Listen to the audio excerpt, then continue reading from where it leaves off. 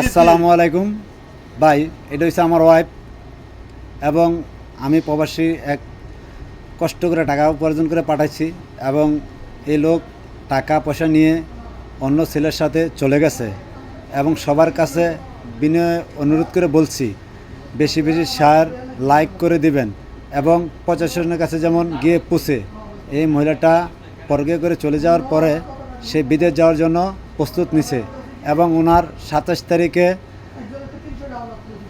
Date কথা ঠিক আছে ডেট এবং যেমন সরকার পুলিশ প্রশাসন যেখানেই থাকে ওরে শীঘ্রই গ্রেপ্তার করে যেন আইনের সবদ্ধ করে।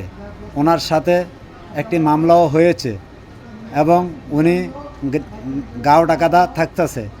উনি বিয়ে করছে, ওনার স্বামীর নাম ইমন।